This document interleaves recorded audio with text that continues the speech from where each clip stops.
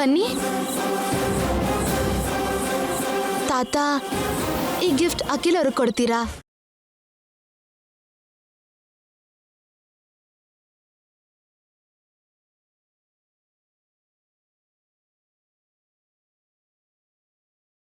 ನಿನ್ನಷ್ಟಕ್ಕೆ ನೀನೇ ಬಂದು ನನ್ನ ಬಲೆಗೆ ಬಿದ್ದಿದ್ಯಾ ಹುಚ್ಚ ಹುಡುಗಿ.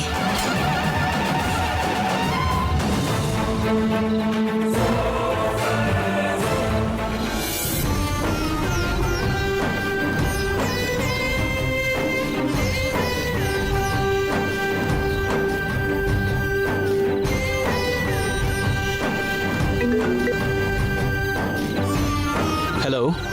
ಹಲೋ ರೀ,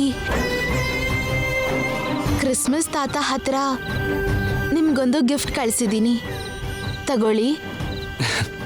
ಓಕೆ ಶ್ಯಾಮ, ತಗೋತೀನಿ. ನೀನೆಲ್ಲಿದ್ಯಾ? ಹತ್ರನೇ ಇದ್ದೀನಿ.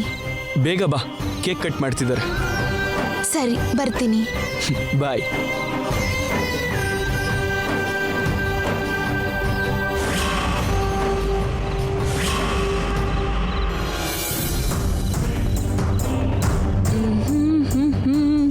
ತಾತ ತಾತ ತಾತ, ಇದು ನನಗೆ ಬೇಕು. ಇಲ್ಲಮ್ಮ, ಇದು ನಿನಗೆ ಕೊಡಬಾರ್ದು. ಇಲ್ಲ, ನನಗಿದೇ ಬೇಕು. ನೋಡು, ಇದ್ರ ಮೇಲೆ ಒಂದು ಹೆಸರು ಬರ್ದಿದೆ, ಅವ್ರಿಗೆ ಕೊಡ್ಬೇಕಂತೆ. ನಿನಗೆ ಕೊಡಬಾರ್ದು. ಹಾ, ನಿನಗೆ ತುಂಬಾ ಚಾಕ್ಲೇಟ್ಸ್ ಕೊಡ್ತೀನಿ, ಸರಿನಾ? ಅಲ್ಲಿದ್ದಾರೆ ಸ್ಯಾಂಟಾ ಕ್ಲಾಸ್.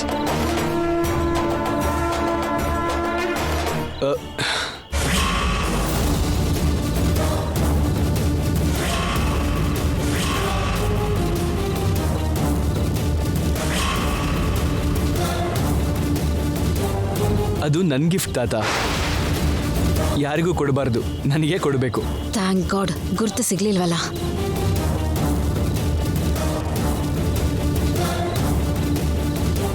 Thank you.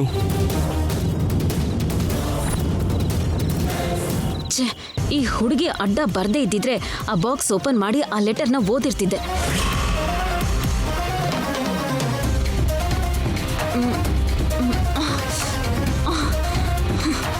ಆ ಶ್ಯಾಮನ್ ಅದೃಷ್ಟನೋ ನನ್ನ ದುರಾದೃಷ್ಟನೋ ಗೊತ್ತಿಲ್ಲ. ಅವಳ ಜುಟ್ಟು ನನ್ನ ಕೈಗೆ ಇನ್ನೇನು ಸಿಕ್ತು ಅಂದಾಗ ತಪ್ಪಿಸ್ಕೊಳ್ತು. ಛೇ,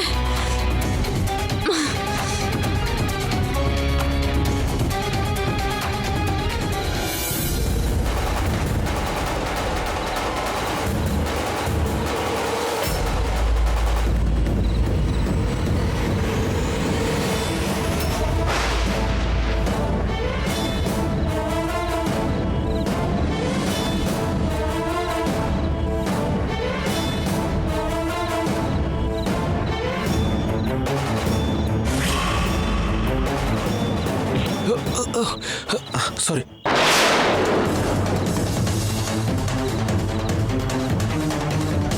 ಸಾರಿ ಬಾಸ್, ಸಾರಿ ಸಾರಿ ಸಾರಿ.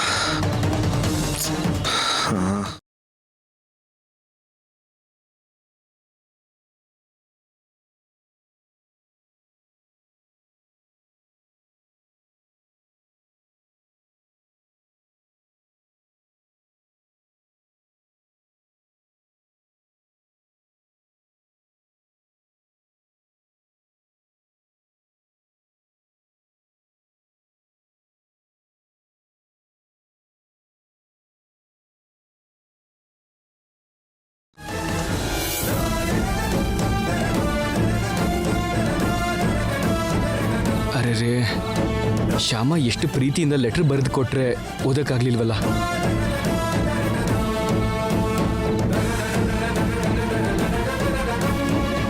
ಶ್ಯಾಮ, ಈ ಲೆಟರ್ ನೋಡ್ದೆ. ಅಷ್ಟಕ್ಕೂ ಈ ಲೆಟರಲ್ಲಿ ಏನು ಬರೆದಿದ್ದೆ ಶ್ಯಾಮ? ಹಸ್ಬೆಂಡ್ಗೆ ಲವ್ ಲೆಟರ್ ಬರೆದಿದ್ಯಾ ಹೇಗೆ? ನನ್ನ ಮನ್ಸಿನ ಮಾತು ಬರ್ದಿದೆ.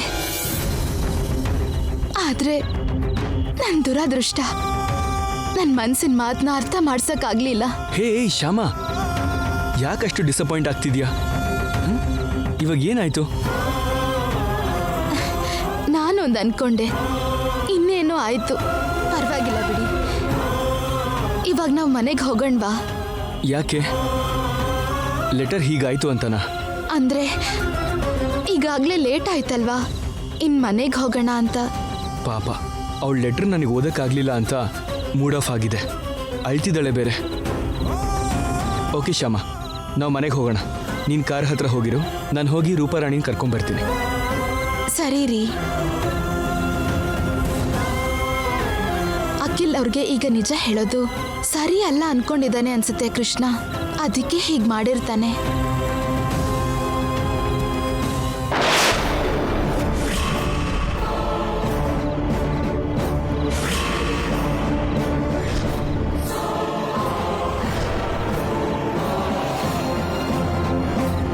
ಐಶ್ವರ್ಯ ಅಕ್ಕ ಕೂಡ ಪಾರ್ಟಿಗೆ ಬಂದಿದ್ದಾರಾ? ಅಂದ್ರೆ ಅವಾಗ್ಲೇ ನಾನು ಲೆಟರ್ ಕೊಟ್ಟಿದ್ದು ಕ್ರಿಸ್ಮಸ್ ತಾತ ವೇಷದಲ್ಲಿದ್ದ ಐಶ್ವರ್ಯ ಅಕ್ಕಂಗ.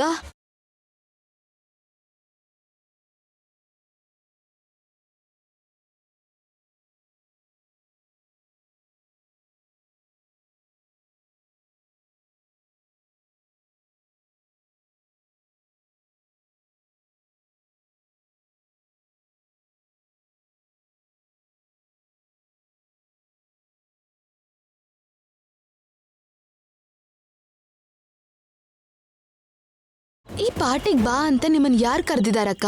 ಯಾರು ಕರೀಲಿಲ್ಲ, ಬರ್ಬೇಕು ಅನ್ನಿಸ್ತು ಬಂದೆ. ಕರೀದಿರೋ ಫಂಕ್ಷನ್ಗೆ ಬರ್ಬಾರ್ದಲ್ವಾ? ಇದು ಫಂಕ್ಷನ್ ಅಲ್ಲ, ಪಾರ್ಟಿ. ಇವತ್ತು ನೀನು ಅಖಿಲ್ಗೆ ಯಾವ್ದು ನಿಜ ಹೇಳ್ಬೇಕು ಅಂತ ಫಿಕ್ಸ್ ಆಗಿ ಬಂದಿದ್ದೆ ಅಂತ ಗೊತ್ತಾಗಿ ಆ ನಿಜನ ತಿಳ್ಕೊಳ್ಳೋದಕ್ಕೆ ನಾನು ಇಲ್ಲಿಗೆ ಬಂದಿದ್ದು.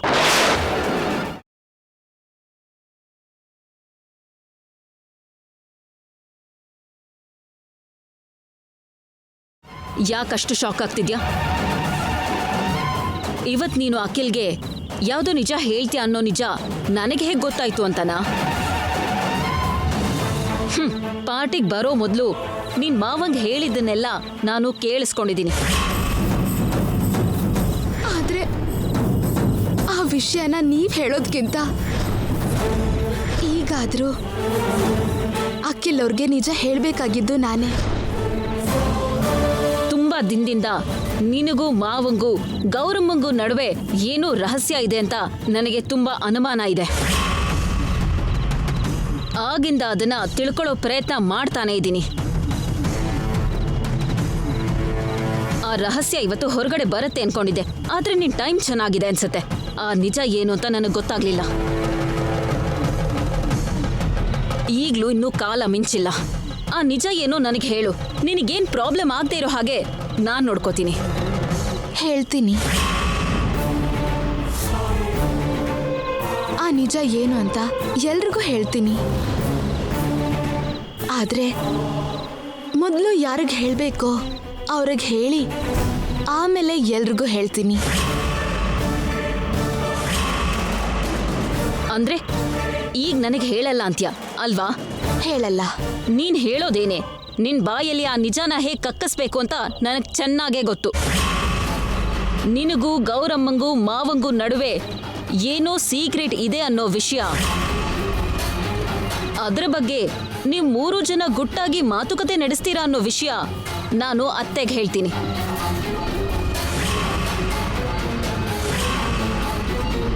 ಆಗ ಅತ್ತೆನೇ ನಿಮ್ಮನ್ನ ಪ್ರಶ್ನೆ ಮಾಡ್ತಾರೆ, ನಿಜಾನ ಬಾಯ್ ಬಿಡಿಸ್ತಾರೆ.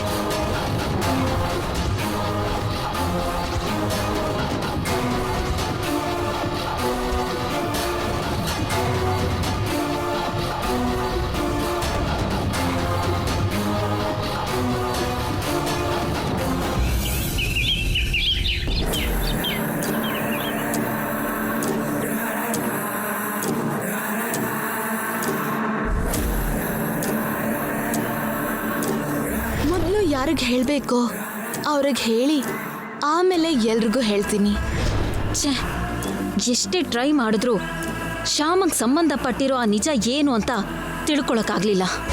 ಹೌದು, ನಿನ್ನೆ ಶ್ಯಾಮ ನಿಜ ಹೇಳಲಿಲ್ಲ ಅನ್ನೋ ಇರಿಟೇಷನಲ್ಲಿ ಪಾರ್ಟಿಯಿಂದ ನಾನು ವಾಪಸ್ ಬಂದ್ಮೇಲೆ ಸಾಂತಾ ಕ್ಲಾಸ್ ಡ್ರೆಸ್ನ ಹೊರಗೆ ಎಸೆಯೋದನ್ನ ಮರ್ತ್ಬಿಟ್ಟಿದ್ದೀನಿ.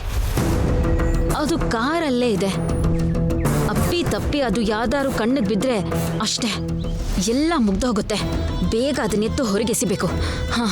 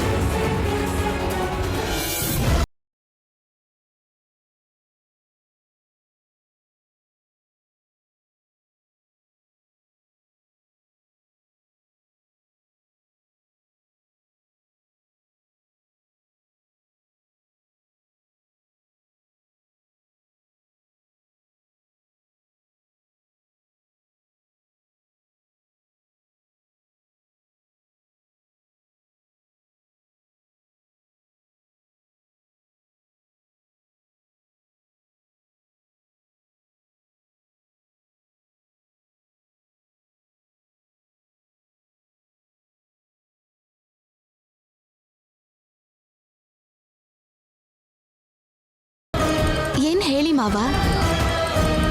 ಈ ಸಾಂಟಾ ಕ್ಲಾಸ್ ಡ್ರೆಸ್ಸು ಐಶ್ವರ್ಯ ಹತ್ರ ಯಾಕಿತ್ತು?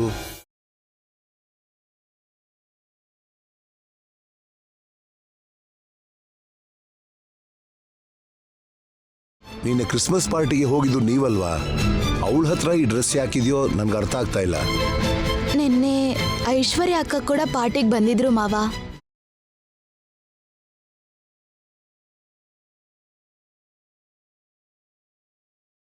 ಏನು, ಐಶ್ವರ್ಯ ಕೂಡ ಕ್ರಿಸ್ಮಸ್ ಪಾರ್ಟಿಗೆ ಬಂದಿದ್ಲ? ಹೌದು ಮಾವ. ಅಲ್ಲಿ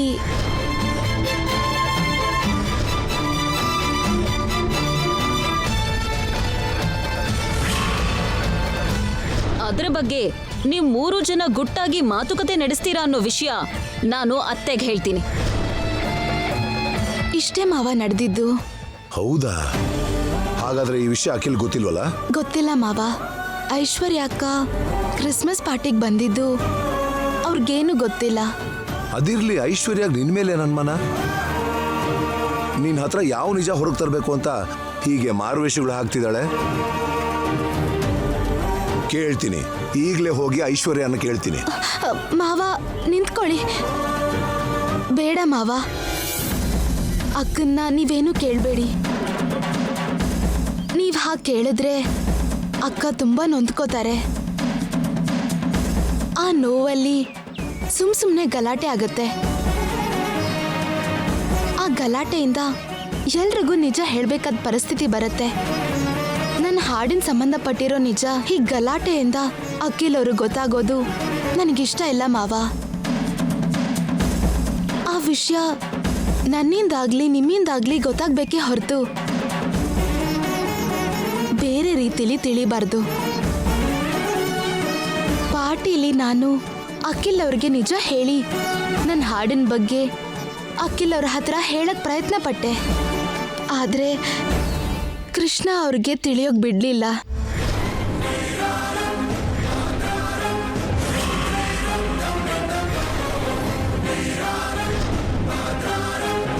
ಅಂದ್ರೆ ಹಾಡಿನ ವಿಷಯ ಅಖಿಲ್ ಅವ್ರಿಗೆ ಹೇಳೋದು ಕೃಷ್ಣನ್ಗೂ ಇಷ್ಟ ಇರ್ಲಿಲ್ಲ ಅನ್ಸತ್ತೆ. ಇದು ಸಮಯ ಅಲ್ಲ ಅಂತ ಹೇಳಿ ಕೃಷ್ಣನೇ ತಡೆದಿದ್ದಾನಮ್ಮ. ಆದ್ರೂ ನೀನ್ ಯಾಕಮ್ಮ ಅವಸರ ಪಟ್ಟೆ? ನಾನು ಅದಕ್ಕೆ ನಿನ್ನ ತುಂಬಾ ಸಲ ತಡೆದಿದ್ದು. ಹೇಳೋಕ್ ಮುಂಚೆ ನನ್ಗೊಂದ್ಸಲ ಹೇಳು ಅಂತ ಹೇಳಿದ್ನಲ್ಲ. ಸಮಯ ನೋಡಿ ಅಖಿಲ್ಗೆ ಹೇಳೋಣ ಅನ್ನೋದೇ ನನ್ನ ಉದ್ದೇಶ.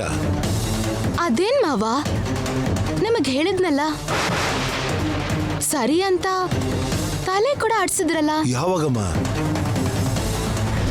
ಇನ್ ಮುಂದೆ ಅಖಿಲ್ ಅವರಿಂದ ನಿಜ ಮುಚ್ಚಿಡೋದಿಕ್ಕೆ ನನ್ಗಾಗ್ತಿಲ್ಲ. ದಯವಿಟ್ಟು ಇವತ್ತಾದ್ರೂ ನಾನು ಅಖಿಲ್ ಅವ್ರಿಗೆ ನಿಜ ಹೇಳೋಕ್ ಬಿಡಿ. ಹಾಗಂತ ನಿಮಗೆ ಹೇಳಿದ್ನಲ್ಲ. ಅಯ್ಯೋ, ನಾನು ಅವಾಗ ಹಾಡು ಕೇಳ್ತಿದ್ನಮ್ಮ.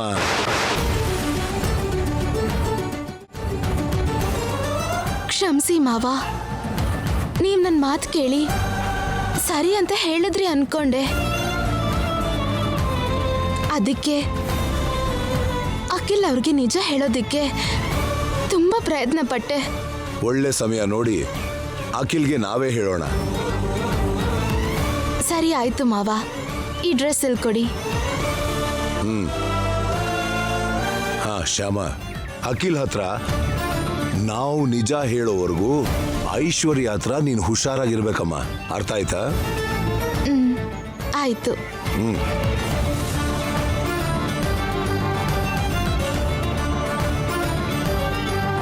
ಶ್ಯಾಮ ಹಾಡಿಗೆ ಸಂಬಂಧಪಟ್ಟು ಐಶ್ವರ್ಯನ್ ಏನೋ ಅನುಮಾನ ಬಂದಾಗಿದೆ. ಅದಕ್ಕೆ ಹೀಗೆ ನಡ್ಕೋತಿದ್ದಾಳೆ.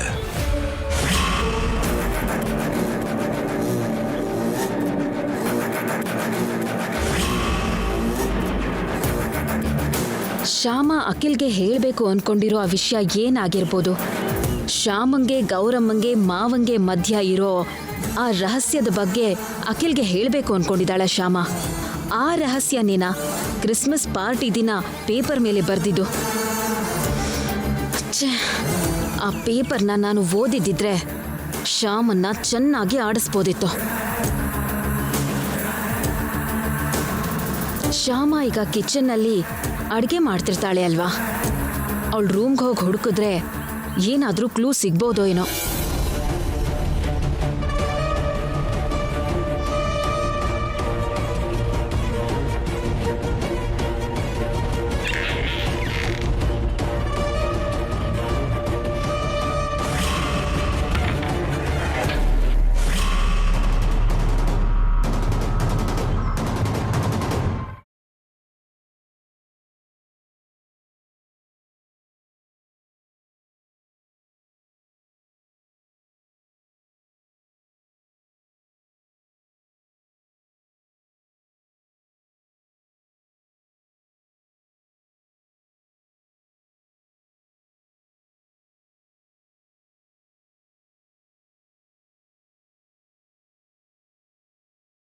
ಈ ಪೆನ್ ಡ್ರೈವಲ್ಲಿ ರೂಪಾರಾಣಿ ಹಾಡಿರೋ ಹಾಡಿರೋದಲ್ವಾ?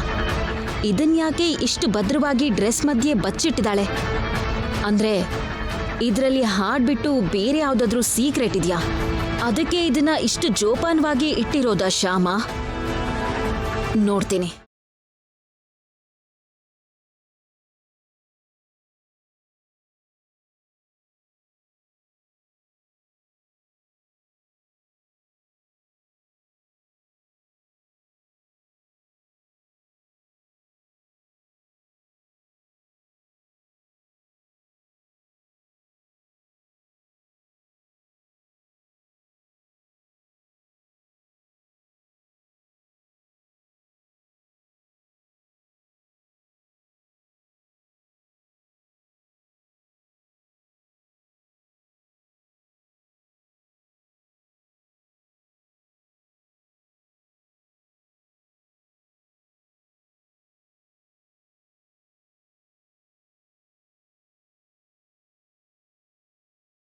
ಇದೇನು ಎಂಟಿ ಆಗಿದೆ?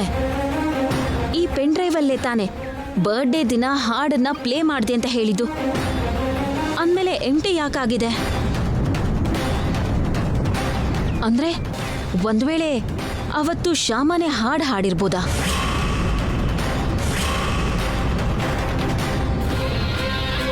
ಶ್ಯಾಮಂಗೂ ಗೌರಮ್ಮಂಗೂ ಮಾವಂಗೂ ಮಧ್ಯ ಇರೋ ರಹಸ್ಯ ಈ ಹಾಡಿಗೆ ಸಂಬಂಧಪಟ್ಟಿರೋದಾ? ಎಸ್, ತಿಳ್ಕೊತೀನಿ. ವಿಷಯ ಏನು ಅಂತ ಈಗಲೇ ತಿಳ್ಕೊತೀನಿ.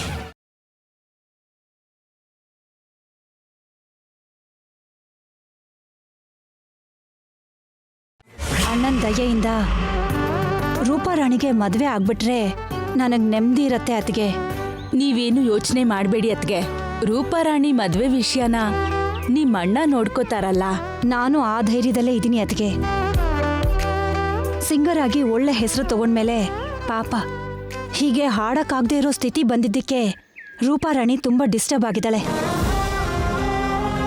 ಇನ್ನು ಈ ಮದ್ವೆ ನಡೀದೇ ಇದ್ರೆ ಇನ್ನೂ ಡಿಸ್ಟರ್ಬ್ ಆಗಿ ಹುಚ್ಚಿ ಆಗೋಗ್ತಾಳೇನೋ ಅನ್ನೋ ಭಯ ನನಗೆ. ಹಾಗೇನೂ ಆಗಲ್ಲ ಬಿಡಿ ಅತ್ಗೆ, ನೀವು ಧೈರ್ಯವಾಗಿರಿ. ಅಖಿಲ್,